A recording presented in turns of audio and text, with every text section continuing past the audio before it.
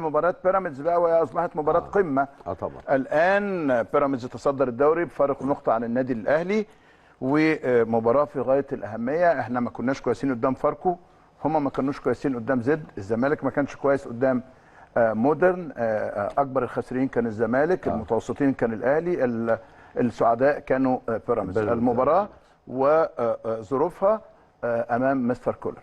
لا، هي مباراة صعبة علشان الغيابات، ولكن في الوقت نفسه انت تقدر تعديها. انت ان شاء الله لو كسبت تبقى اول دوري، يبقى الموضوع انتهى. ان شاء الله، ان شاء الله، وده انا اتمناه. عشان كده لما كنا بنيجي نتكلم، عندك في فكرة في حتة انك انت تنزل خطوة شوية. نعم. بمعنى ايه؟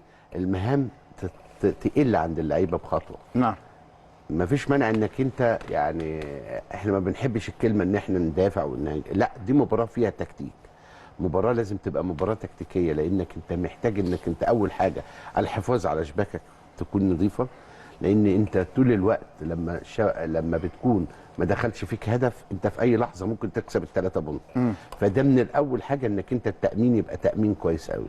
الحاجه الثانيه المهمه ان انت ممكن تدي ثقتك للاعيبتك تاني، ترجع اللعيبه عندها الثقه. رغم ان انا دائما بقول يا جماعه انتوا زعلانين من لعيبه النادي الاهلي وفرقه النادي الاهلي. احنا وصلنا دور الثمانيه في كاس افريقيا، احنا الثاني في الدوري بفرق بونت ولا فرق دي احنا مش متعودين عليها. مش متعودين عليها طبعا. لكن احنا مش بعاد قوي. احنا نكسب المباراه القادمه بتاعه بيراميدز، تقدر انك انت تبقى الاول. فانا من وجهه نظري، حتى لما قعدت افكر كده، ممكن العش يحل لك مشكله كبيره قوي. يحل لك مشكله؟ طبعا يا كابتن. تخيل انت لو لعبت بالثلاثه، ده وجهه نظري. اتفضل. بالعكس، انا عايز اقول لك نلعب ازاي. العش ورامي وهاني يلعبوا 3 فلات. هاني، محمد هاني، ماشي، عشان عمر كمال يلعب ناحيه اليمين، والدبيس ممكن يلعب ناحيه الشمال. عندك قفشه ومروان عطيه يبقى 2 في نص الملعب. هتقول لي قفشه ومروان؟ ما هو انت عندك 5 بيدافعوا. ما احنا حاطين 3 فلات عشان كده. بيبقى مروان تحتيهم، وبيبقى حسين وامام ومحمد عبد الله. ده في البدايه. محمد عبد الله. محمد عبد الله لعيب كويس. نعم. ده مكسب المباراه اللي فاتت. حسين شمال ولا يمين؟ لا، حسين شمال. حسين شمال، محمد عبد الله يمين. يعني انا المباراه اللي فاتت بتاعت فاركو، انا طلعت بيها محمد عبد الله. نعم. لعيب كويس قوي طبعا. عنده الواحد ضد واحد كويس.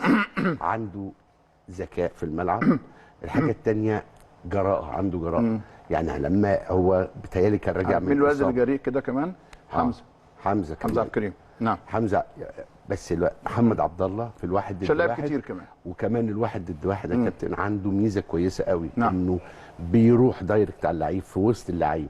فانا اتمنى ان ممكن مباراه زي دي تعمل لك نجم كبير. زي ما هي ممكن الناس تقول عليها تقيله عليه شويه، لكن انت اكتر حاجه ممكنه في الوقت اللي انت شايفه تكتر من لعيبه الكوره في وسط الملعب، لان بيراميدز قوتها في نص ملعبها.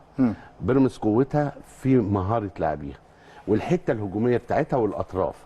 علشان كده بقول لك لو لعبت ب3 وقفلت الطرفين اللي هو اليمين والشمال، الدبيس وعمر كمال، اقدر اقول لك ان احنا ان شاء الله نعمل حاجه كويسه، واتمنى ان احنا نكسب المباراه يا رب ان شاء الله، لانها هتخرجك من عنق الزجاج. فوزنا على بيراميدز، احتمالاته وازاي يتحقق. وبكلمك بقى مش كمان كمحلل، بكلمك كجمهور، لانه انا عارف انت ما بتسيبش مباراه، من مشجعي النادي الاهلي ومن ابناء المدرجات. كلمني فنيا وكلمني جماهيريا شويه. يعني هي فنيا اعتقد هي المباراه محتاجه تركيز اللعيبه 100%. يعني النهارده انت هي دي فعلا المباراه اللي ممكن تعمل لك نقله في الموسم، لان هي بتسمع جامد مع الجماهير. نعم. النهارده انت احنا النادي الاهلي ما خسرش اي مباراه في الدوري. احنا بنتكلم في 4 تعادلات بس، دي ال4 تعادلات اثروا على معدل النقاط بتاعك. خلي بالك رقميا في الدوري مفيش فرق كبير هتلاقيه ما بين الاهلي وبيراميدز، لكن هي الفكره اللي احنا كنا بنتكلم عليها ايه؟ ان بيراميدز اللي ظهر ان بيكسبوا. يعني في عندهم انتصارات، النادي الاهلي بيعمل انتصار بعد كده يقع، انتصار بعد كده يقع.